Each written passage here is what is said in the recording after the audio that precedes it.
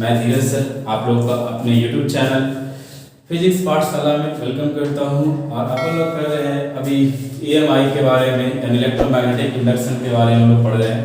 और हमारा आज का जो टॉपिक है वो है induced EMF due to the rotating of conducting disc. एक चालक डिस्क के कारण से जो हमें इंड्यूस्ड EMF जो मिलेगा उसका मान क्या होगा। अगर हम एक समान चुंबकीय क्षेत्र में एक मेटल डिस्क को अगर रोटेशन करवाएं यानी इसको अगर हम गति करवाएं घूर्णन करवाएं तो इसके कारण से जो EMF इंड्यूस्ड होगा उसका वैल्यू क्या होगा। ठीक है, तो हम लोग देखते हैं यहाँ पर क्या कि हमारे पास जो है ये जो क्रॉस है रिप्रेजेंट कर रही है मैग्नेटिक फील्ड को। ठीक है, L त्रिज्या यानी कि L रेडियस का एक डिस्क है और इस डिस्क को हम लोग ओमेगा वेग से जो है f टाइम यानी कि फ्रीक्वेंसी f टाइम जो है इसको हम लोग क्या करवाते हैं, रोटेट करवाते हैं। तो जब इसको रोटेशन करवाया जाएगा तो इसमें मैग्नेटिक फ्लक्स का जो है वो मान बदलते जाएगा। जैसे जैसे वो रोटेट करेगा वैसे वैसे उसके द्वारा जो है मैग्नेटिक फ्लक्स में वेरिएशन आते जाएगी और जैसे जैसे इसमें मैग्नेटिक फ्लक्स में वेरिएशन आएगा ठीक उसी प्रकार से इसमें इंड्यूस्ड EMF का मान भी जो है वो बदलते जाएगा। ठीक है, तो बच्चा लोग हम लोग इसमें कैलकुलेट क्या क्या करेंगे। तो सबसे पहले हम लोग को लिख लेना क्या कि माना कि L त्रिज्या का कोई डिस्क एक समान चुंबकीय क्षेत्र में ओमेगा वेग से गति कर रहा है। ठीक है, चालक डिस्क का क्षेत्रफल जो है वो a है तथा इसका कोणीय वेग यानी कि ओमेगा = 2 पाई f। ठीक है, और इसकी फ्रीक्वेंसी कितनी है, f है। तो यहाँ पर मेटल डिस्क जब हमारा रोटेट करेगा तो उसका चुंबकीय फ्लक्स का मान क्या होगा। ठीक है, तो हम लोग यहाँ पर जाएंगे चुंबकीय फ्लक्स के लिए। ठीक है, तो चुंबकीय फ्लक्स फाई = कितना होता है, वेक्टर b डॉट, ठीक है, b वेक्टर, ठीक है, सॉरी यहाँ पर a वेक्टर लेंगे। ठीक है, और जब आप लोग इसका डॉट प्रोडक्ट तोड़ेगा तो इसमें हम लोग को मिलेगा क्या, phi = ba cos theta. Okay, और cos थीटा के बारे में करें तो मैग्नेटिक फील्ड का डायरेक्शन और एरिया वेक्टर का डायरेक्शन अगर हम लोग दोनों एक ही डायरेक्शन में लेते हैं, मान लो कि अगर मैग्नेटिक फील्ड का डायरेक्शन अगर इनवर्ड हो यानी कि अंदर की ओर हो तो हमारा जो एरिया वेक्टर होगा इस मेटल डिस्क का, ठीक है, वो अंदर की ओर यानी कि इनवर्ड की ओर होगा। चाहे तो आप मैग्नेटिक फील्ड का डायरेक्शन अगर बाहर की ओर लेते हो, ठीक है, तो उस स्थिति में हमारा एरिया वेक्टर का डायरेक्शन क्या होगा, बाहर की ओर ले सकते हैं ताकि हमें यहाँ पर जो है cos का पॉजिटिव वैल्यू ने थीटा का वैल्यू जो है वो हमें मैक्सिमम मिल सके। ठीक है, आप चाहो तो इसमें नेगेटिव भी ले सकते हो, अगर आप चाहो तो इन दोनों के बीच में आप अपोजिट डायरेक्शन में रख सकते हो। अगर मान लो कि मैग्नेटिक फील्ड का डायरेक्शन अगर इनवर्ड डायरेक्शन में हो और मेरा एरिया वेक्टर जो हो आउटवर्ड डायरेक्शन में हो तो उस स्थिति में थीटा का वैल्यू कितना हो जाएगा, 180 डिग्री। ठीक है, आप लोग यूज करेंगे इसके लिए 0 डिग्री। ठीक, तो यहाँ पर फाई = हो जाएगा क्या, फाई = हो जाएगा ba ओनली। ठीक है, अब चलो यहाँ पर मेटल डिस्क का जो है वो एरिया लिखे वो कितना है, a है, और इसका फ्रीक्वेंसी कितना रखा है, f रखा, और इसका कोणीय वेग जो है वो हो जाएगा कितना, हो जाएगा 2 पाई f। ठीक है, तो अब यहाँ पर जो है हम लोग यहाँ पर कैलकुलेट करेंगे। ठीक है, तो हमारा जो कैलकुलेशन होगा वो अब होगा किसके लिए, वो होगा EMF के लिए। इंड्यूस्ड EMF जो बनेगा वो उसका इंड्यूस्ड EMF कितना होगा उसके लिए फैराडे के लॉ को यूज करेंगे। ठीक है, फैराडे के नियम से।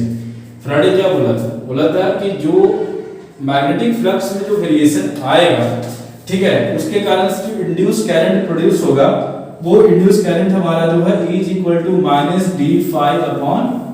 होगा। ठीक है, अब यहाँ पर जो है हमारा E का वैल्यू क्या होगा, तो E का वैल्यू में चलो यहाँ पर हो जाएगा कितना, अब इसके नेगेटिव वैल्यू आप ले भी सकते हो या नहीं ले सकते हो। ठीक है, तो मैं यहाँ पर इसका पॉजिटिव फॉर्म ले लेता हूँ। ठीक है, d∅/dt ले लेता हूँ और ये फाई की जगह पर पुट कर देता हूँ, किसको, फाई की जगह पर पुट कर देता हूँ ba को। ठीक है, /dt। अब यहाँ बात आती है कि इसमें वेरिएशन और डेरिवेटिव किसका लिया जाएगा। तो b देख लो यूनिफॉर्म मैग्नेटिक फील्ड है जिसमें हम लोगों ने इस जो डिस्क मेटल डिस्क को रख के रोटेट करवा रहे हैं। ठीक है, और हमारा एरिया जो है वो एरिया इस मेटल डिस्क के द्वारा कितना जाकर जो है वो कवर होगा। तो पहला तो इस मेटल डिस्क का एरिया होगा वो ये खुद का होगा और ये कितनी बार ये रोटेट कर रहा है, घूम रहा है, कितनी बार ये चक्कर लगा रहा है, इसके द्वारा जो टोटल यानी कि इसके द्वारा जो एरिया कैलकुलेशन हम लोग जाएंगे तो एक फ्रीक्वेंसी टाइम्स में इसका एरिया क्या होगा, चेंज होगा। तो हम लोग बच्चों लोग यहाँ पर लिख सकते हैं b को बाहर निकाल लेना है, तो E इज इक्वल टू हम लोग लिख सकते हैं b into dA upon dt लिख सकते हैं। ठीक है, अगर एरिया का डेरिवेटिव ले रहे हैं तो एरिया का डेरिवेटिव हमारा क्या होगा, ठीक है, with respect to the time, तो हम लोग E के लिए अगर चले जाएं तो हमारा हो जाएगा b into a into f। ठीक है, या इसको ऐसे पहले अपन लिख लेना है कि यहाँ पर जो है यहाँ dA अपॉन dt का जो वैल्यू होगा वो जगह एरिया इंटू फ्रीक्वेंसी। ठीक है, उस मेटल डिस्क का एरिया कितना और कितने बार घूम रहा है, यानी कि उसकी फ्रीक्वेंसी क्या है। ठीक है, तो हम लोग dA अपॉन dt की जगह पर a इंटू f का प्रयोग कर सकते हैं। तो जब करेंगे या प्रयोग तो यहाँ पर क्या लिखोगे, ठीक है, तो अपन लोग लिखेंगे यहाँ पर क्या, E is equal to BA into f। तो ये हो गया हमारा क्या, इंड्यूस करंट का फॉर्मूला, किसके लिए, सॉरी इंड्यूस्ड ईएमएफ का फॉर्मूला, किसके लिए, induced EMF for the rotating disc या कंडक्टिंग डिस्क। यानी ये चालक डिस्क को अगर हम यूनिफॉर्म मैग्नेटिक फील्ड में अगर घुमा रहे हैं तो घुमाने के कारण से उस मेटल डिस्क के द्वारा जो है इंड्यूस्ड ईएमएफ का फॉर्मेशन होगा, उसको हम लोग लिख सकते हैं E equal to B into A into F। जहां B क्या है, B है एक समान चुंबकीय क्षेत्र की तीव्रता, A क्या है उस मेटल डिस्क का जो है एरिया, और F क्या हो गया, तो वो मेटल डिस्क का जो फ्रीक्वेंसी वो कितनी बार रोटेट कर रहा है वो। ठीक है, अब बच्चों लोग हम लोग यहाँ पर देखेंगे क्या, यहाँ पर हम लोग देखेंगे कि यहाँ ओमेगा का मान जो है वो 2 पाई इंटू f है। ठीक है, तो अगर यहाँ से हम लोग f का वैल्यू निकालें तो वो कितना होगा, ओमेगा अपॉन 2 पाई होगा। ठीक है, तो यहाँ पर हम लोग पुट करें कि जब f का मान जो है वो ओमेगा अपॉन कितना 2 पाई। ठीक है, तो उस स्थिति में अगर हम E का वैल्यू कैलकुलेट करेंगे तो वो होगा हमारा BA इंटू ओमेगा अपॉन 2 पाई होगा। ठीक है, इसे हम लोग E के रूप में लिख सकते हैं, E is equal to 1 upon 2 pi into BA into omega. ठीक है, तो ये हमारा हो गया क्या, ये हमारा हो गया इंड्यूस्ड ईएमएफ का मान, किसके लिए, तो इस मेटल डिस्क को हम जब यूनिफॉर्म मैग्नेटिक फील्ड में क्या करवा रहे हैं, रोटेट करवा रहे हैं, मोशन करवा रहे हैं तब। ठीक है, तो बच्चों लोग हम लोग के लिए इसके लिए पता होना चाहिए कि इंड्यूस्ड ईएमएफ जो निकल रहा है, ठीक है, या इंड्यूस्ड ईएमएफ जो बन रहा है इस मेटल डिस्क के ऊपर और बनेगा। ठीक है, तो E इज इक्वल टू क्या होगा, B into A into F, magnetic field का density, area of disc and frequency of disc. तो बच्चों लोग आज का हमारा वीडियो इस यहाँ के लिए ही, ठीक है, इसके लिए। अब इसके बाद हम लोग बच्चों जो है वो अगले अपने टॉपिक में जो है इससे आगे में जाने वाला हूँ। ठीक है, कि EMI में और भी जो टॉपिक्स हैं उस पर भी वीडियो बनाने वाला हूँ। हेलो स्टूडेंट्स, मैं आप लोग का फिर से अपने YouTube चैनल फिजिक्स पाठशाला में वेलकम करता हूँ। और आज आप लोग पढ़ने वाले हैं गतिमान विद्युत वाहक बल यानी कि मोशनल EMF के बारे में, जिसके बारे में मैंने पहले ही लिख रखा है। ठीक है, तो बच्चे लोग हम लोग यहाँ पर जो है पढ़ने वाले क्या है कि एक समान चुंबकीय क्षेत्र में किसी L लंबाई का अगर कोई छड़ रख दिया जाए और उसको गति कराया जाए तो उसमें जो फ्लक्स में वेरिएशन आएगा, जो फ्लक्स में बदलाव होगा, उसके कारण से जो EMF बनेगा, ठीक है, जो इंड्यूस्ड EMF बनेगा उसको हम लोग कहते हैं मोशनल EMF कहते हैं, और उसका मान क्या होगा। तो इसके लिए हम लोग बच्चों लोग क्या करेंगे, सबसे पहले तो वही हमारा आप लोग का पहले से जो है लिटरेचर वर्ड जाके लिखा हुआ है।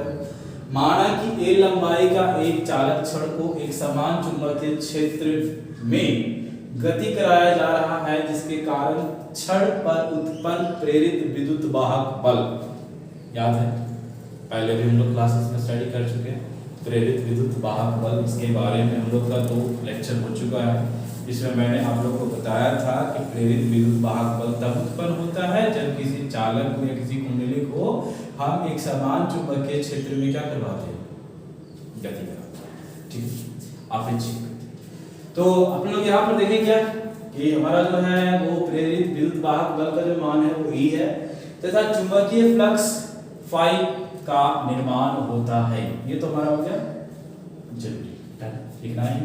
ठीक है, उसके बाद क्या है, गतिमान छड़ के द्वारा जो है क्षेत्रफल जो घिरेगा वो हो जाएगा कैसा, आयताकार होगा, रेक्टेंगुलर होगा, और रेक्टेंगुलर होगा तो चलो तो उसका क्या लिखेंगे, L into x length into breadth, ठीक है।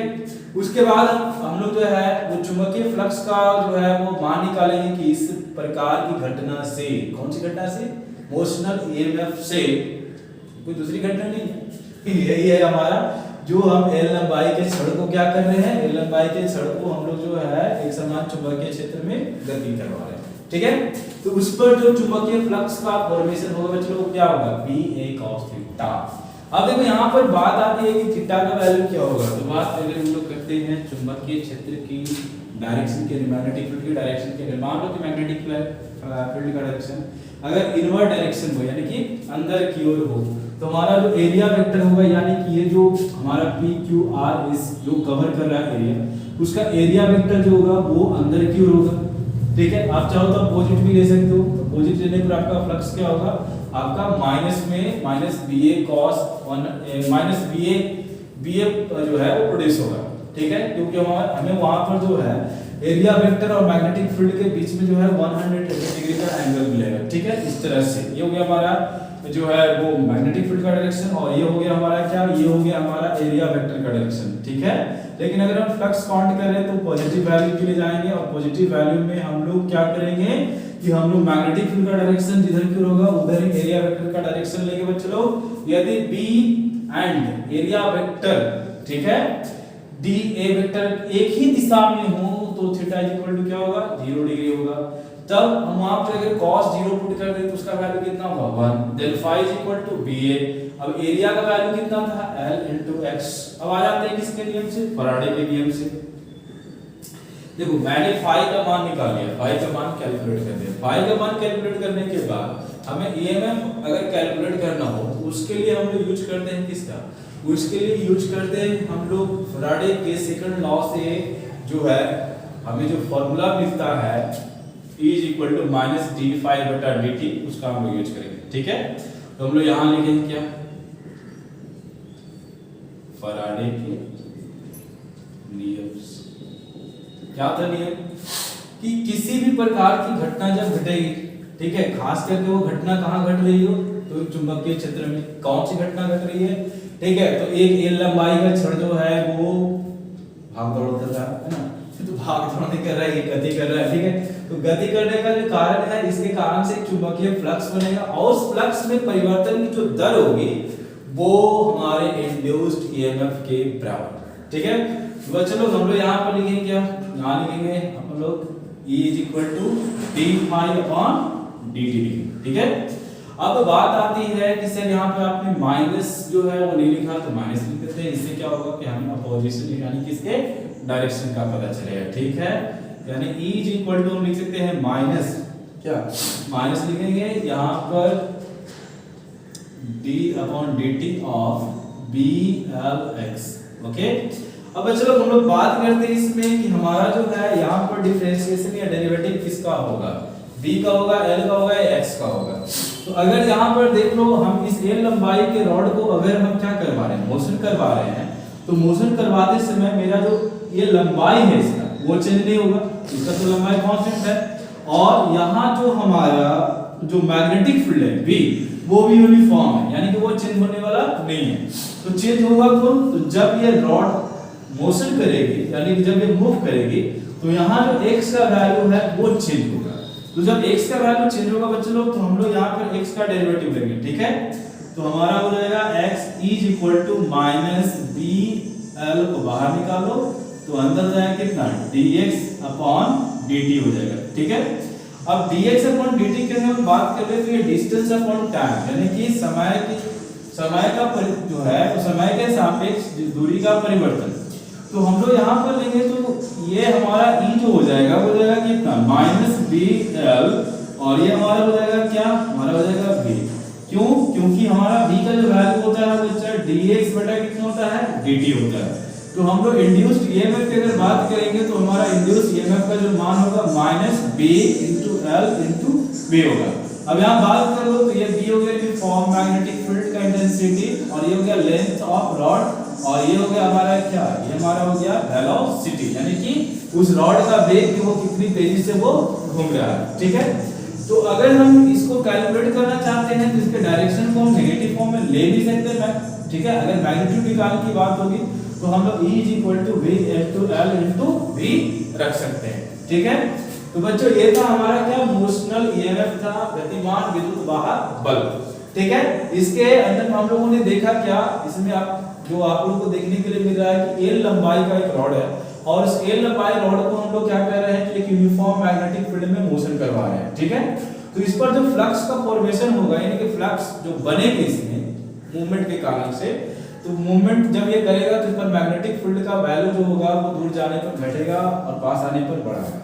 ठीक है, तो इससे इस मैग्नेटिक फील्ड के वैल्यू में मैग्नेटिक फील्ड के वैल्यू में वेरिएशन होगा जिसके कारण से फ्लक्स चेंज होगा और जब फ्लक्स में चेंज होगा बच्चों तो हमारा जो है इंड्यूस करंट जो है वहां पर बनेगा और इंड्यूस्ड ईएमएफ का भी फॉर्मेशन होगा। तो बच्चों आज का हमारा वीडियो था मोशनल ईएमएफ के लिए, हमारा वीडियो यही कंप्लीट होता है।